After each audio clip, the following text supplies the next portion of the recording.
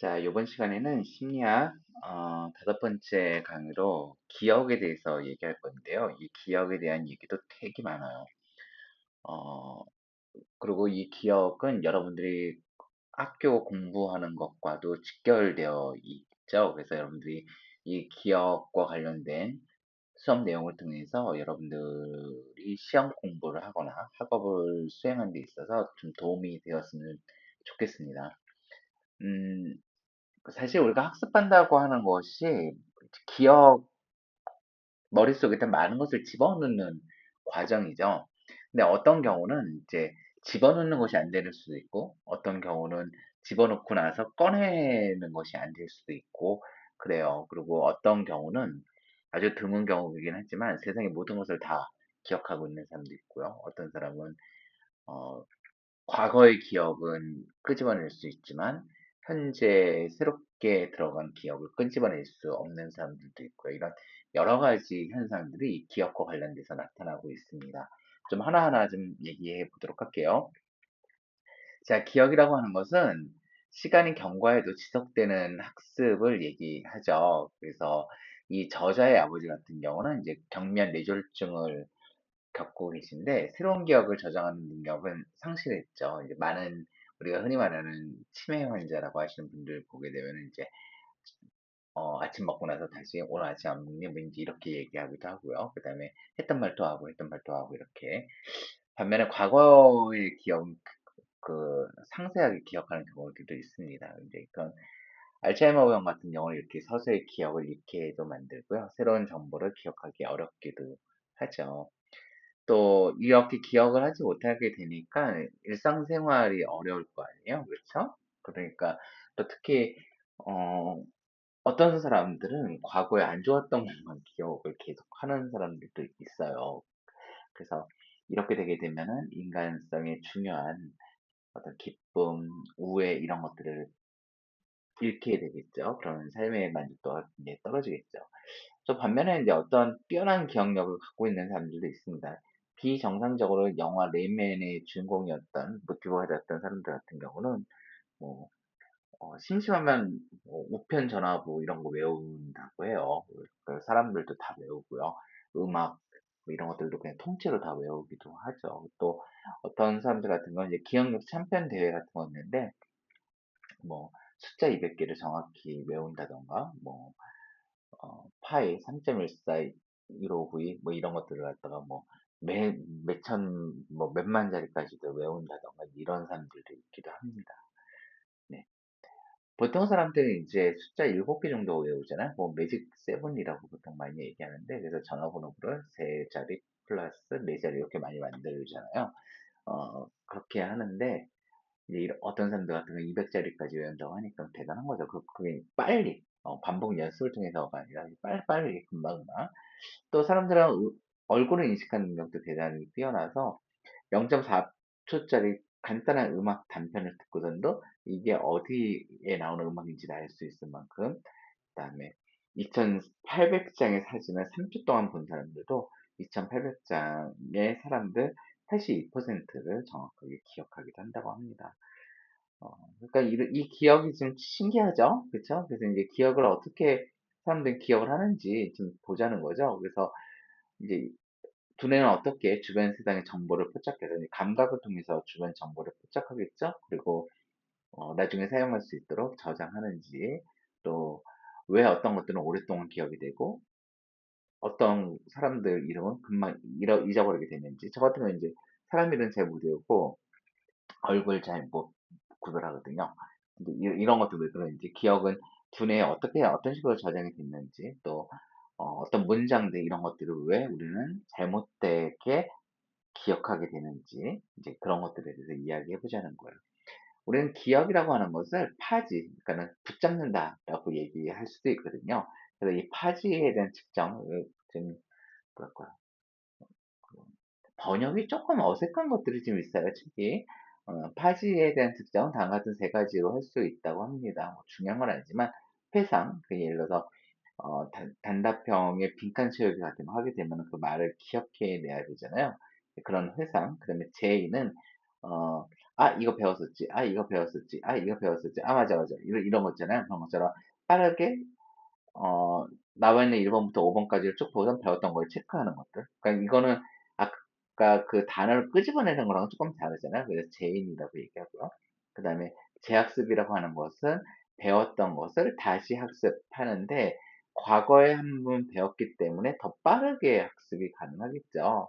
그래서 재학습이라고 하는 재학습의 시간이 얼마나 빨리 걸리는가. 그러니까 예를 들어서 애플이라고 하는 단어를 외웠다고 한다면 A, P가 두 개인가 하나인가? 뭐 이런 게 아니라 APPLE 이렇게 정확하게 알게 되면 아, 너 알았구나 하는데 이 애플이라고 하는 단어를 갖다가 기억하는 시간이 얼마나 걸리는가. 근데 첫 번째 기억했을 때보다는 두 번째 기억할 때가 더 짧게 걸릴 거 아니에요. 그래서 그런 걸 그 차이를 갖고 그 기억에 대해서 우리가 지금 측정할 수 있을 거라고 하는 겁니다. 일단 나머지 것은 그리 어려운 얘기는 아닌데 여기서 중요한 아이디어가 하나 나와요. 여러분들 이제 에빙하우스라고 하는 유명한 그 심리학자가 있죠. 아주 오래된 심리학자예요. 그러니까 1800년대 사람이니까 그 독일에서 에빙하우스가 이제 재밌는 실험을 하고 이거 이 실험은 이렇게 뭐 물론 비판이 있긴 하지만 그럼에도 불구하고 지금도 뭐 괜히 굉장히 많은 음, 어떤 상업화. 그러니까 하루 첫 번째 날 공부하고, 둘째 날 공부하고, 10일을 공부하고, 한 달을 공부해가지고 완전한 기억으로 넘어가도록 하는 각종 여러 가지 상품들, 이런 것들도 학습 방법, 학습 코칭 할 때 많이 나오는 사람인데요. 어, 이 사람이 이제 정리를 했죠. 재학습 속도는 기억을 드러내며, 무의미한 철제를 학습한 후에 이걸 증명했는데, 반복 학습을 통해서 재학습 시간이 줄어들었다는 거예요. 그러니까 처음 애플을 외웠을 때 만약에 10초가 걸렸다고 한다면 다음 날 애플을 외울 때는 5초면은 정확하게 외울 수 있다는 것을 보여주었다는 거죠. 그래서 충분하게 외우고 그 다음에 어, 뜨문뜨문 반복해서 외우게 되게 되면 그것이 오랫동안 기억을 지속한다고 하는 것을 보여주게 됩니다. 그래서 이 저자 역시 계속해서 강의 내용을 복습시키고 그다음에 삶하고 연결시키고 이렇게 하는 그런 연습을 갖다가 시키고 있죠. 요 에빙하우스의 파지 곡선은 어, 여러 가지 형태의 곡선들이 있는데요. 이 첫째 날 8번 반복하고 16번 반복하고 24번 반복하고 32번 반복하고 뭐 이제 이런 식으로 이렇게 반복하는 횟수가 늘수록 둘째 날 학습하는 시간이 줄어든다라고 하는 얘기예요. 그러니까 충분하게 반복 학습을 하고 과잉 학습을 하고 나면은 재학습할 수 있는 시간이 줄어든다는 얘기죠. 그래서 여러분들 공부하실 때 이제 반복해서 많이 공부하는 것이 바람직하죠. 근데 이제 이미 알았음에도 불구하고 더 추가로 할 필요는 없다는 거예요. 그렇게 다 이미 알고 있음에도 불구하고 충분히 알고 있음에도 불구하고 더 추가로 하게 되면은 이제 물론 과잉이선은 해야 되는 거예요. 충분히 알다고. 근데 더 이상 기억이 오래 가는 거에 도움이 되진 않는다는 거예요. 그 시간을 오히려 다음 날이나 다다음 날 아니면 일주일 후에 다시 검사해 보는 것이 더 유리하다는 얘기입니다. 자, 기억 모형은요, 여러분들 요 모형은 아주 유명하고 대표적인 모형이에요. 뭐냐면은 외부의 사건, 뭐 이 사건이 됐든 공부 학습 내용이 됐든 뭐가 됐든 아무튼 뭐든지 눈과 귀와 코와 입과 이런 오감을 통해서 머릿속으로 들어오게 되죠. 그러니까 그렇게 들어온 기억을 감각 기억이라고 얘기해요. 맛있는 맛, 그럼 우리 사과 맛 이런 것도 기억하고 있잖아요. 그렇죠? 그러니까 그런 것들은 이제 짧은 시간 내에 감각 기억이 되는데 이 감각 기억이 됐다는 것은 어 바로 뭐 우리가 사용하거나 그런 건 아니에요. 이것을 단기 기억이라고 하는 곳으로 넘어가요. 그래서 이 기억, 이 사과라고 하는 것은 새콤달콤한 맛, 이제 이런 식으로 어, 그 단기 기억에서 잠깐 있다가 이 기억이 쓸모가 있고 필요하다고 하면 장기 기억으로 넘어가는 것이죠. 그리고 만약에 그 기억이 별로 필요하지 않은 그냥 한번 스쳐가도 말 거라고 하게 되면은 이제 단기 기억에서 사라져 버려요. 이게 뭐랑 비슷하냐면 컴퓨터랑 비슷해요. 그러니까는 어, 마우스 또는 타자 또는 음성 인식, 뭐 촬영 이런 것들은 감각 기관이겠죠. 그거를 처음에는 컴퓨터에 있는 램이라고 하는 뭐 램 4기가, 8기가, 16기가라고 하는 것이 이제 단기 기억 장치라고 얘기하거든요. 그 단기 기억 장치에 들어가요. 그러고 나서 이 기억들 중에서 필요하다고 생각하는 것만 장기 기억으로 하드에다 집어넣죠. 이거 마치 클라우드랑 좀 비슷하지 않나요? 근데 선생님 노트북이 이제 맥북이고 뭐 256기가밖에 안 돼요. 그래서 선생님 갖고 있는 데이터는 이제 되게 많거든요. 그래서 이걸 어떻게 쓰나 그랬는데 이제 아이클라우드를 이제 쓰고 있는데 아이클라우드에 엄청나게 많은 넓은 뭐 1테라 정도의 저장 공간을 놔두고 거기다가 많은 사진과 동영상과 어, 뭐 문서 자료 이런 것들을 갖다가 집어넣죠. 그러고 나서 선생님이 필요한 것들을 사용하려고 할 때 거기서 끌어다가 다시 작업을 하는 거죠. 요 단기 기억에서 램이라고 하기보다는 지금은 이제 오히려 장기 기억이 뭐 클라우드처럼 어떤 커다란 저장 장치라고 생각하는 게 더 좋을 것 같아요. 그런 식으로 요 컴퓨터로 갖고 와서 컴퓨터가 갖고 있는 용량과 능력, CPU의 능력으로 또 작업을 하게 되죠. 그러고 나서 필요한 것들은 인출을 하기도 되고요. 요런 것들이 이루어지고 있다는 거예요. 그래서 여기 나오게 되는 단어들이 몇 가지가 있는데, 하나는 뭐 되뇌기, 부호화, 또 자동 처리, 뭐 이런 말들이 있는데, 이런 말들의 인출, 이런 말들이 있는데, 이런 말들에 대해서 우리가 천천히 좀 보도록 할 거예요. 감각기관이라고 하는 것은 일시적 정보를 저장하는 것, 단기 기억이라고 하는 것은 감각기관을 처리해서 되뇌기를 통해서 부호화시키는 거. 근데 그렇다고 해서 이 기억이 영원한 오래 가진 않아요. 오래 가는 것은 장기 기억이죠. 근데 이 장기 기억을 했다고 해가지고선 이것도 뭐 도서관의 책처럼 이렇게 딱 머릿속에 들어박혀 있는 건 아니에요. 그리고 어디에 있는지도 사실 잘 모르고요. 어, 그 얘기는 뭐냐면, 음, 인출이 중요하다는 거야. 어떤 식으로 그것을 끄집어낼 것인가. 그 과정이 없으면 실질적으로 머릿속에는 들어가 있지만 나오지 못하는 경우들도 있거든요. 이거를 이제 우리가 잘 관리를 해야 되는 것들이죠. 과거에는 요거를 단기 기억으로 해서 이제 머릿속에 오랫동안 들어가기 전 단계에 잠깐 기억하는 것들이라고 그냥 넘어갔었는데 지금은 워킹 메모리라고 얘기를 합니다. 그 작업 기억이 아까 말했던 컴퓨터 생각하시면 좋아요. 램이라고 하는 거. 그래서 램이 작게 되면 이제 렉이 잘 걸리죠. 그러니까 그 데이터라고 하는 것들, 정보 데이터들을 내가 원하는 명령에 맞춰 가지고서 뭔가 데이터 처리를 해야 되는데 동영상을 처리하던가 인공지능으로 무언가를 만들어내던가 해야 되는데 이 램이라고 하는 것이 적게 되면은 내가 처리하기 위해서 필요한 데이터를 담아두는 공간이 적어지기 때문에 들어오고 나가고 하는 렉이 걸리게 되는 거거든요. 근데 그런 컴퓨터 모형을 생각하다 보니까 인간의 머리도 비슷한 거죠. 그러니까 단기 기억이라고 하는 것이 과거에는 장기로 가기 위한 뭐 하루 정도 기억하고 사라지는 기억, 장소 정도로 생각했는데 그것이 아니라 바로바로 뭐 지금 내가 당장 해야 되는 일들을 갖다가 할 수 있는 것들을 모아놓은 것, 이런 것들이 이제 단기 기억이 되는 것이죠. 어, 여러분들이 뭐랄까요? 공부를 하면 알 것 같잖아요. 그거는 단기 기억의 가능성이 커요. 이 단기 기억이 장기 기억으로 가기 위해서, 그러니까 공부 방금 하고 문제를 풀면 단기 기억에 있는 지식을 이용해서 문제를 푸는 거죠.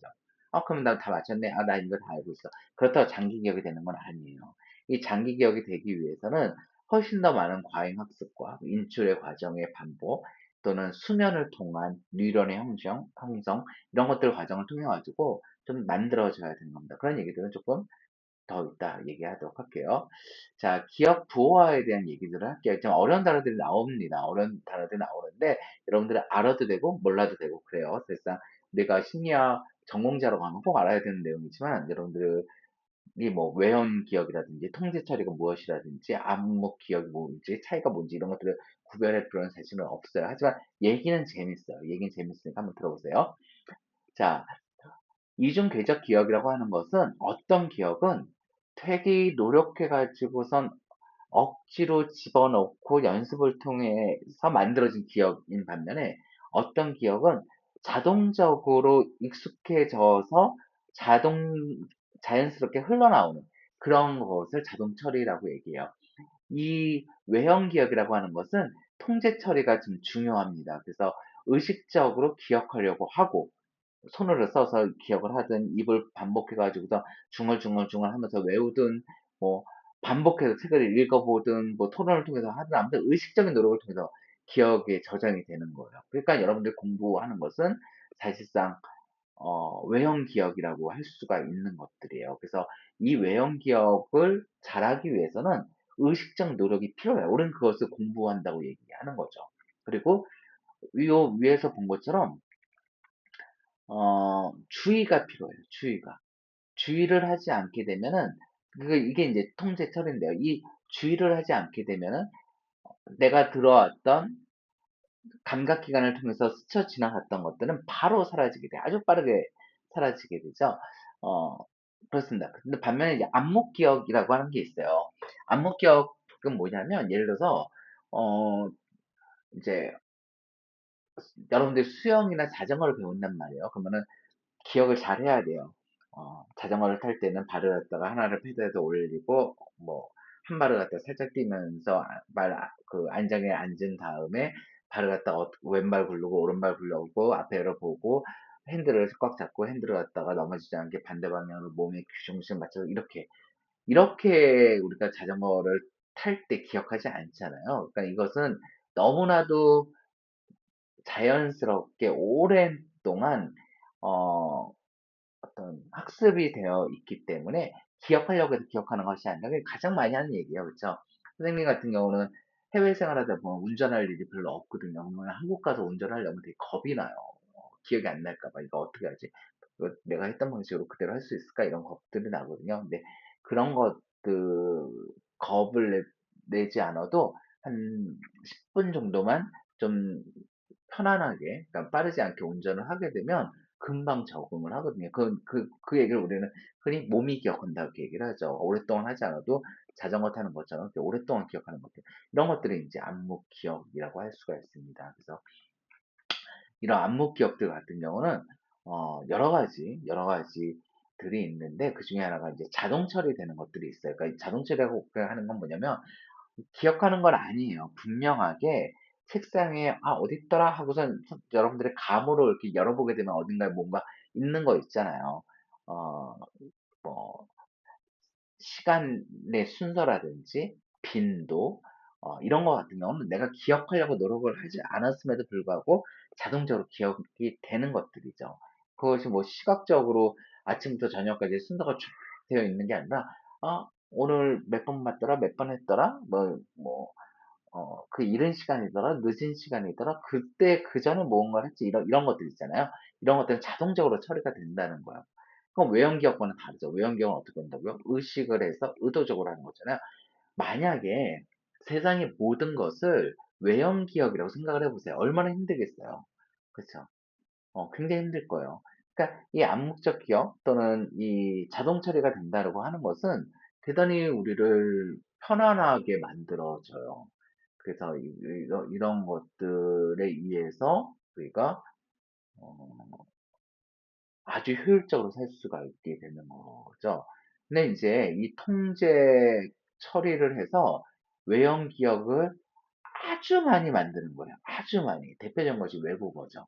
그러니까 어, 여러분들 같은 경우 중국어를 자연스럽게 중국인들과 이렇게 처리할 거잖아요. 그게 처음에는 쓰고 말하고 듣고 하는 연습이 힘들었지만 어느 시간이 지나게 되면은 자연스럽게 나타나게 되죠. 그래서 이제 더 이상 의식적으로 기억할 필요가 없어지게 되게 되면 이런 외형 기억들 이런 것들이 마치 안목 기억처럼 이렇게 자동 처리되는 그런 경우들이 생기기도 합니다. 자, 감각 기억 한번 볼게요. 감각 기억은 아까 여기서 봤었죠? 여기 보게 되면 여기요. 여기 감각 기억이라고 되어 있는 이 부분인데요. 어, 사실 이 감각 기억도 우리가 갖고 있는 되게 놀라운 능력 중에 하나예요. 그러니까 영상 기억이, 그러니까 컴퓨터, 선생님 컴퓨터 아까 256기가라고 했는데, 250기가만큼 선생님 머릿속이 그거보다 더 용량이 클까요? 적을까요? 아마 용량이 제 생각엔 클 거예요. 가장 큰 이유는 그 256보다 훨씬 많은 영상물을 머릿속에 갖고 있는 것 같아요. 아주 어렸을 때부터 생생하게 기억나는 여러 가지 것들이 있죠. 그리고 뭐 스스로 만들어내기도 하고 지 마음대로 그런 것들이 머릿속에 있잖아요. 그러니까 이 머리라고 하는 것이 상당히 좀 대단한 것인데, 그러니까 우리가 갖고 있는 그런 영상적인 기억들 또는 반향 기억이라고 해서 소리 기억이요. 그러니까 예를 들어서 어떤 사람들이 번호 불러주세요. 그러면은 뭐, 1567, 그러면은 그것이 무의미함에도 불구하고 머릿속에 귀 속에 웽웽 걸린단 말이야. 1567, 1567, 이렇게, 이런 식으로요. 그러니까 이런 것들을 사라지기 전에 짧은 기간 동안에는 남아있죠. 방금 내가 뭐라 그랬어? 1567, 이런 식으로요. 그러니까 이런 것들이 이제 감각 기억들인데, 선생님이 요거 얼른 보여주고 이렇게 치우게 되면 여러분들 지금 글자 잘 모르잖아요. 글자가 뭐 써져 있는지, 뭐 몇 개 K자 정도 보였나요, 여러분들? 잘 기억 못 하시겠지만, 이제 이렇게 하는 거예요. 자, 여러분들한테 잘 생각해 보세요.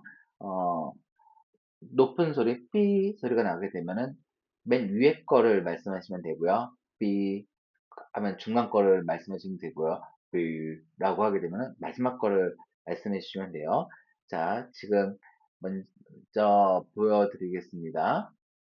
그러고서 한 다음에 삐라고 하게 되면 중간 거를 사람들이 얘기를 한다라는 거예요. 삐, 삐, 삐, 삐, 삐, 삐. 아무튼 이렇게 하게 되면 삐 이게 중간이었나요? 중간 거를 갖다가 맞추더라는 거죠. 삐. 그 다음에 다시 한번 보여줄게요. 그다음 다른 글자 나열된 것을 보여주고 삐. 그러면 맨 아래 거를 얘기한다는 거야. 근데 그게 아주 짧은 시간 동안에는 9개가 다 보인 것 같진 않았지만 어, 밑에 거 세 개만 얘기해. 그러면은 밑에 거 세 개만 얘기해. 또는 위에 거 세 개만 얘기해. 또는 중간 거 세 개만 얘기해. 어떤 걸 얘기하더라도 많은 사람들이 그 세 글자를 얘기한다는 얘기는 내 머릿속에 9개가 그려져 있는 글자판이 머릿속에 기억되어 있었다는 거죠. 무슨 말인지 이해되시죠? 그러니까 다시 말하면, 어, 높은 음을 얘기해. 그러면 높은 음에 있었던 문자 세 개를 얘기해줘. 그러면 문자 세 개를 얘기해 준다는 얘기는, 내 머릿속에 9자가 다 있었기 때문에 가능한 거잖아요. 그러니까는, 인간의 머리가 아주 짧은 시간 동안 많은 것을 기억할 수 있다는 겁니다. 두 번째, 그 단기 기억이요. 아까 얘기했던 워킹 메모리에 대해서 선생님이 지금 다시 얘기했었는데, 단기 기억에 대해서 조금 더 말씀드릴게요. 정보를 잠시 동안만 저장하는 기억 체계를 단기 기억이라고 얘기하고요. 조지 밀러라고 하는 그 심리학자는 매직 세븐 얘기 많이 하는데요. 7글자 정도까지 사람들이 잘 기억한다. 그렇게 얘기를 해요. 그리고 피터슨이라고 하는 그 실험은, 이거 맞나? 어, 참가자들의 대자음, 뭐 CH, J 등을 기억한 다음에 다른 작업을 하도록 요구했어요. 예를 들어서 100부터 30 빼세요. 그러니까는 자, 기억해 보세요. CH, J. 자, 기억하셨나요? 네. 자, 지금부터 다시 다른 실험 하겠습니다. 100부터 30 빼세요. 97, 94, 91, 88, 85, 82, 79 이렇게 이제 90 빼는 거예요. 계속 30. 그러고 나가지고서 1까지 뭐 1에 도달할 때까지 계속 뺀 다음에 아까 외웠던 게 뭐였죠? 그러면 기억을 잘 못한다는 거예요. 그 얘기는 뭐냐면 어 3초 정도 후에는 절반만 기억했고 12초가 지나면 거의 회상을 못한다는 거. 이 이유는 간섭이라 나중에 배우겠지만 간섭이라고 하는 것들이 생기기 때문에 어, 주의를 돌리지 않고서는 여기요. 여기 있는 주의를 통해서 부호화해서 장기 기억으로 가지 않고서는 금방 3초에서 12초 정도밖에 얼마 기억을 못한다는 얘기입니다. 그리고 이제 작업에 대한 작업 기억에 대해서도 얘기했었잖아요. 그러니까 작업 기억은 기억의 적정 공간 처리로 이제 그 여러 항목을 동시에 다룰 수 있는 능력인데, 예를 들어서 어, 뭐예요? 음식을 한다고 했을 때 재료를 손질하는 방법, 그다음에 맛에 대한 기억, 그다음에 어떻게 예쁘게 플리팅 할 것인가? 이제 요런 어느 정도 적절하게 읽는 것이 맞을까라고 하는 그 종합적인 그 요리에 대한 지식을 머릿속에 다 한꺼번에 갖고 나서 요리하는 동안 그것을 막 사용할 거 아니에요. 우리가 그 요리를 할 때 라면 하나를 끓일 때 계속 라면 끓이는 방법에 대해서 머릿속에 집어넣고 있는 게 아니잖아요. 그쵸? 그러니까 머릿속에 있었던 것들 중에서 라면을 끓일 때 유용한 지식들을 단기 기억으로 갖고 와서 요리를 하는 동안에는 그 요리를 라면을 끓이는 맛있게 끓이는 지식을 이용을 해서 그 기억에 담겨져 있는 지식을 이용을 해서 요리를 해서 라면을 맛있게 끓이고 나서는 더 이상 그 라면을 맛있게 끓이는 것을 공부하는 시간 동안에 사용하진 않잖아요. 그때 사용하는 그 기억이 단기 기억, 워킹 메모리라고 하는 것입니다. 그래서 음, 여러 가지를 갖다가 같이 할 수 있는 기업들인데요. 그렇기 때문에 여러분들 꼭 기억해야 되는 것이 핸드폰 만지면서 공부하는 것은 공부가 안 돼요. 음악 들으면서 공부하는 것도 공부의 효율성이 떨어지는 것은 분명한 것 같아요. 그러니까 밖이 너무 시끄럽기 때문에 친구들의 말소리가 나의 학습을 방해하기 때문에 내가 그 음악을 듣는 것은 그것은 뭐 가능해요. 왜냐면 음악을 듣는다 하더라도 이제 클래식 음악이라든지 이렇게 또 가사가 있는 음악 말고요. 또는 영어로 된 거라든지 들어도 못 알아듣는 거 이런 것들은 가능하겠지만 그럼에도 불구하고 그냥 조용한 곳에서 혼자서 아무것도 안 하는 것이 좋아요. 그래서 다른 것들 만질 만하고 손대고 싶은 것들을 책상에서 다 치우고 당연히 핸드폰 치우고 공부할 때는 공부하는 것만이 바람직합니다. 그래서 연구 결과에 따르게 되면 주의를 이리로 저리로 교대하면서 동시에 텔레비전 시청하면서 친구와 문자를 받으면서 심리학 과제를 작성하려고 하는 것은 아주 형편없는 생각이다라고 하는 것이 심리학적 연구 결과예요. 부모님의 잔소리가 아니라 그냥 심리학적 연구 결과로 믿을 만한 얘기입니다. 자, 그 다음에 이제 기억 전략에 대해서 말씀을 드리도록 할게요. 이제 요것이 이제 여러분들 시험하고 좀 관련이 될 것 같아요. 공부하는 데 있어서. 자, 첫 번째로는 어떻게 하면 이제 기억을 그렇다고 하면 어떻게 하면 기억을 더 오래 할 것인가. 첫 번째는 청크라고 하는 그 묶음 단위를 만들라는 거죠. 그러니까 묶음 단위를 만들 때 예를 들어서 이제 이렇게 외우잖아요. 그러니까 태정, 태세, 문단세 이렇게 할 때 태정, 태세 한 번 쉬고 문단세 한 번 쉬고 뭐 예성 태정태세 문단세 예성연중 예성연중 인명선 뭐 이렇게 이런 식으로 외우잖아요. 그렇죠? 그러니까 이런 식으로 묶음을 끊어서 읽는 것이 더 효과적이라는 거야. 그래서 이제 전화번호 외울 때도 띠띠띠띠 띠띠띠띠 이렇게 외우잖아요. 그렇죠? 그러니까 이런 식으로 외우는 것이 더 쉽다고 하고요. 그 다음에 이 청크 만들기랑 좀 관련이 깊은 게 이제 요거 보면은 그 위에 1번 보게 되면은 어, 이 다 무의미 철자들인데 알파벳을 뉘었어요. 뉘게 되면은 뉘지 않는 것에 비해서 외우기가 더 어렵죠. 사실 그래서 뉘어지지 않은 것이 뉘은 것에 비해서 오히려 하나의 청크가 되는 거예요. 뉘어져 있지 않은 똑바로 된 알파벳들의 모임. 근데 그거보다는 BRESLI 뭐 이런 식으로 이렇게 한 묶음 된 것이 더 외우기가 쉬울 수가 있겠죠. 근데 이제 이거보다도 실버라고 하는 내가 알고 있는 단위로 만들어지게 되면 더 외우기가 쉬울 거예요. 그리고 뭐 실버, 비건, 비론, 크라우드, 웰, 어, where, 그 다음에 don't to, 이거를 갖다가 무의미하게 이렇게 5번처럼 쓰기보다는, where begun is half done, 뭐 이런 식으로 이렇게 알아들을 수 있는 말들로 이렇게 쭉 연결해서 쓰는 것이 오히려 더 외우기가 쉽을 거라는 거예요. 왜냐면 문장 단위가 돼버리거든요. 아까 있었던 거는 단어 단위가 만들어지게 된 것들이고요. 그래서 이제 이런 식으로, 어, 묶어서 외우는 거 효과적이라는 거예요. 농구 선수들 같은 거는 4초 정도를 보게 되면은, 농구 경기를 보게 되면 5명, 10명의 선수가 어디에 위치해 있는지를 알 수 있다고 해요. 그것은 공을 갖고 있는 선수를 중심으로 이 공을 누가 패스를 받고 하고 던져줬고, 이제 이거와 상대방이 이거를 막기 위해서 어떻게 자리를 잡고 있다라고 하는 것을 연관돼서 알 수 있기 때문인 거죠. 그 바둑 고스 바둑이라고 하는 만화책이 있는데 거기에 나와 있는 것 중에 하나가 이제 무석대국이라고 해요. 무석대국은 없은 무에다가 돌석적이 있어. 돌이 없는 대국이야. 무슨 얘기냐면은 두 명이 앉아가지고 어, 두 명이 앉아가지고선 돌이 있다고 생각하고 행과 그러니까 A 1번, 뭐 A 5번, 뭐 B 6번, 뭐 C 17번, 뭐 이제 이런 식으로 그 부르게 되면 그걸 불러주게 되면 어, 상대방이 그 소리를 듣고 자기 돌과 상대방의 돌을 놔가지고 바둑판 전체 모양을 알면서 승부를 거르는 거라 그래요. 실질적 가능하다고 합니다. 이게 가능하다고 그래요. 일색대공 그냥 검은 돌, 백색 돌이 아니라 그냥 검은 돌, 나도 검은 돌, 너도 검은 돌, 검은 돌끼리 있는 거죠. 그런데도 불구하고 자기가 어디에 놓는지를 알 수 있다 그래요. 그 암흑대국은 안대에 끼고선 두는 거니까 이제 무적대국이랑 지금 비슷한 거죠. 그러니까 이게 가능한 이유는 내가 지금 이 돌은 무엇과 연결되어 있는지라고 하는 청크, 그 단위로서 이해를 하고 있기 때문에 이것이 가능하다는 거죠.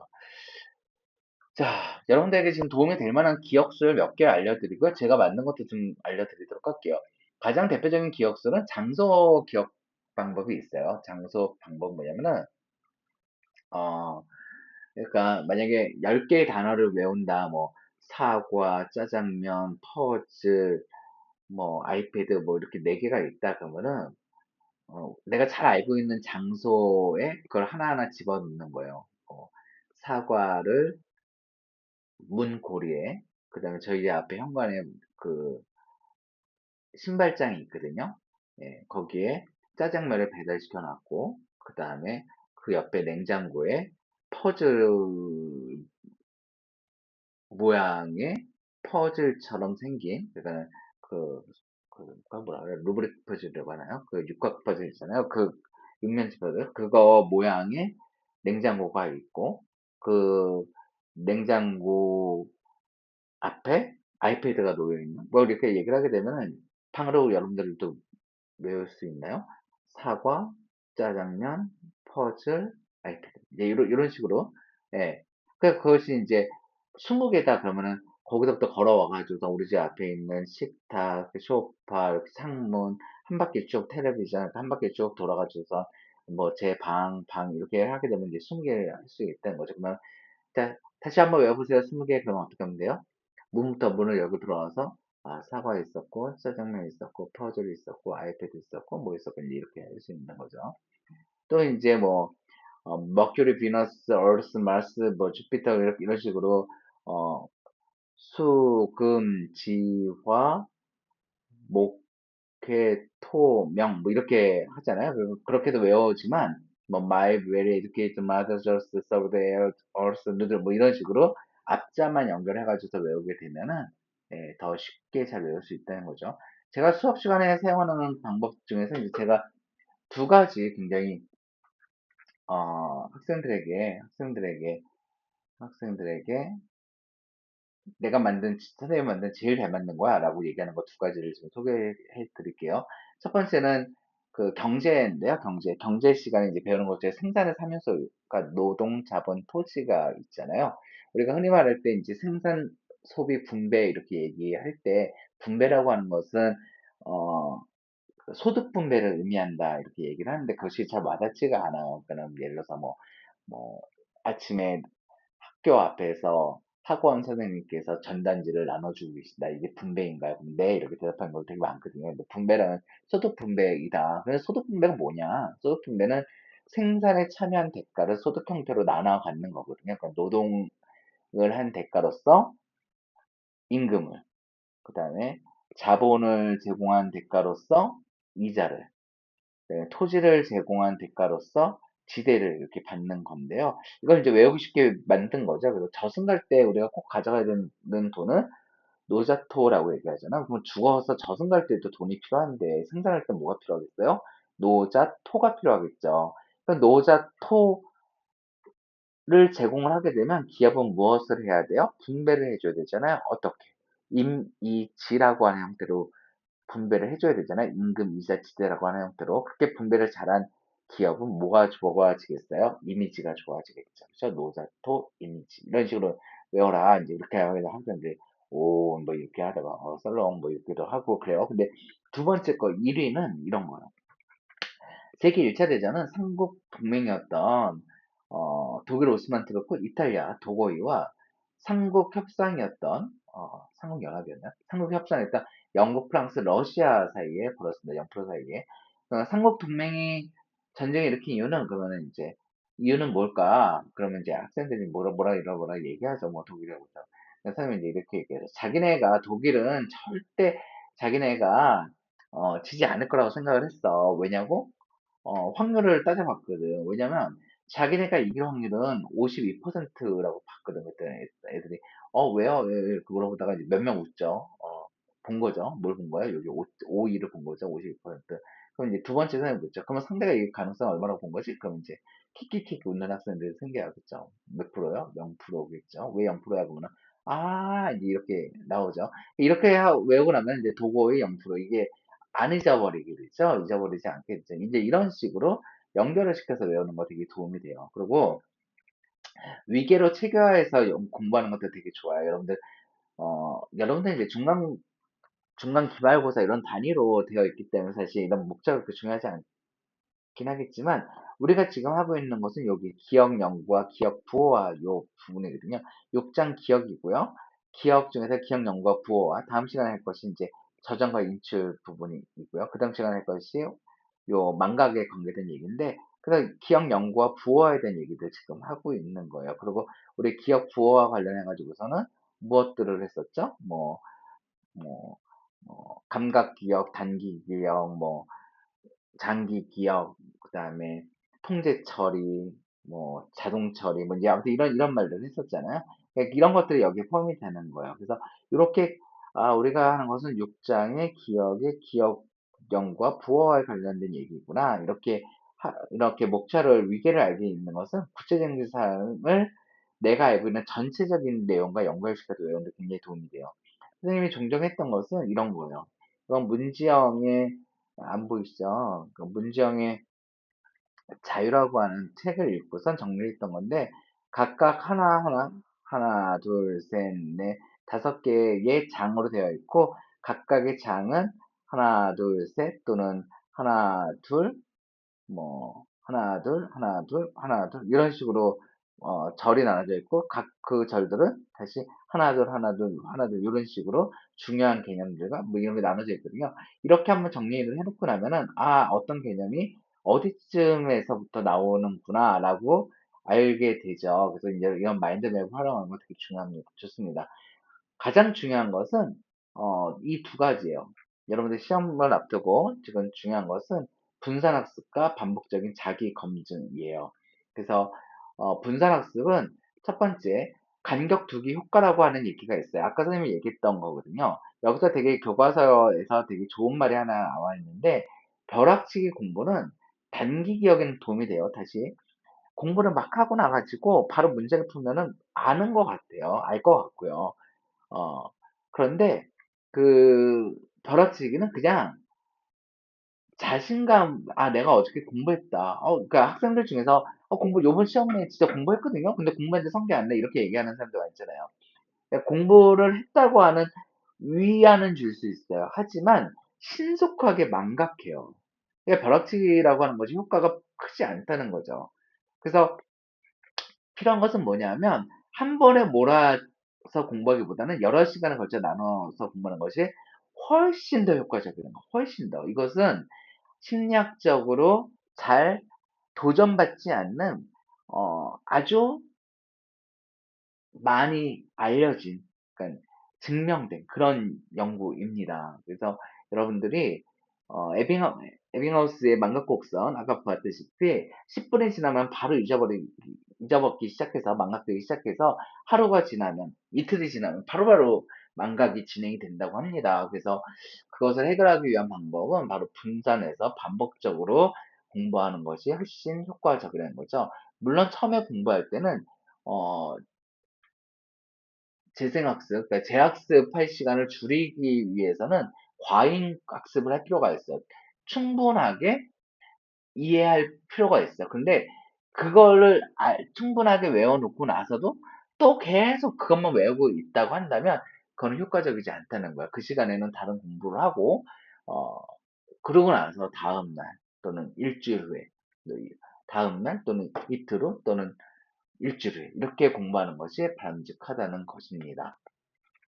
10일 동안 기억할 필요가 있다면 하루가 지난 후에, 6개월 동안 기억할 필요가 있다면 한 달 후에 다시 공부하는 것이 좋습니다. 자, 반복적인 자기 검증이요. 이것은 무슨 얘기냐면, 그러니까 자꾸자꾸 문제를 만들어서 풀 필요가 있어요, 여러분들이. 그러니까 빈칸 채우기 문제 같은 거 반복해서, 회상이 되었든, 인출이 되었든, 여러분들이 자꾸 회상이 되었든, 뭐였죠? 재인이 되었든, 예. 여러분들이 자꾸자꾸 머릿속에서 꺼내는 그 연습을 하는 것이 그 학습에 있어서는 훨씬 도움이 된다는 겁니다. 다시 말씀을 드리지만, 반복해서 말씀을 드리지만, 음, 밑줄 긋거나 뭐 반복해서 읽기 또는 어, 과잉 그 벼락치기 나 공부했는데 왜 시험 못 봤지 하는 것은 효과적이지 않는 방법으로 공부를 했기 때문이에요. 음.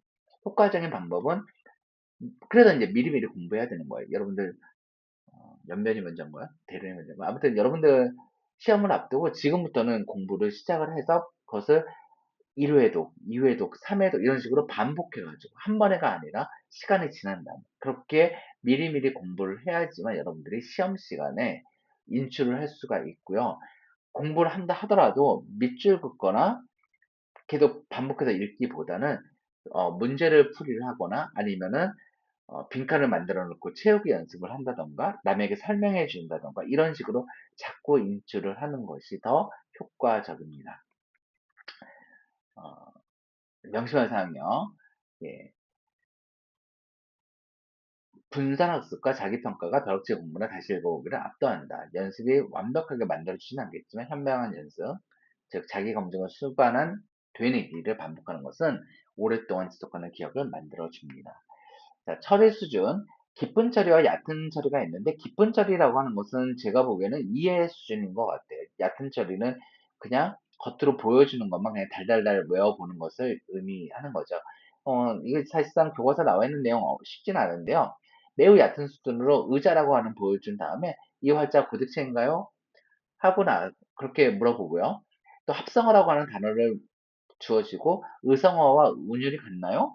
또 퍼즐이라고 하는 단어를 주고선 소녀가 다음 문장에 적합한 것은 뭔가요? 소녀가 탁자에 무엇을 놓았다. 이제 이렇게를 상이한 수준의 처리를 유발하는 질문을 하는 거예요. 이걸 보여준 다음에 바로 했을 때 시간이 지나고 나서 아까 봤던 글자가 뭔가요? 할 때 고딕체였는가요? 물어봤던 사람은 의자라는 말을 잘 대답하지 못하는 반면에 어, 퍼즐을 보여준 사람들 같은 경우는 깊은 수준의 질문, 소녀가 탁자에 퍼즐을 놓았다라고 하는 문장 맥락 속에서 의미를 통해서 이해했었기 때문에 훨씬 장기 기억으로 가기가 쉽다는 거죠. 그러니까는 여러분들이 맹목적으로 무의미 철자를 외우듯이 공부를 하는 것은 사실상 공부가 잘 되지 않아요. 역사 사실을 기억할 때 왜 그 역사가 그 제도가 그러한 그 뭐 도병마사, 그럼 도병마사가 무슨 뜻인지 한 번이라도 사전을 찾아본다던가 한자가 어떻게 되는지를 본다던가 이렇게 한번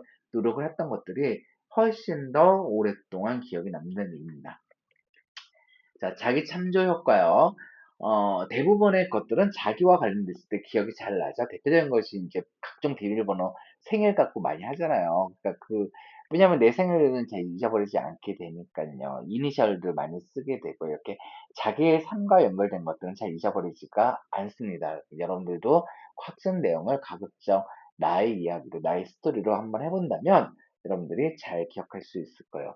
자, 이와 관련된 얘기가 어, 기억 연구와 부호와 관련된 얘기고요. 여기 있는 단어들 중에서 여러분들 선생님이 조금 조금 자세하게 설명한 것도 있고 간단하게 넘어간 것도 있는데 여러분들 다시 한번 살펴보면서 재인해 보시면 좋을 것 같습니다. 일단 첫 번째 강의는 여기서 마치도록 할게요.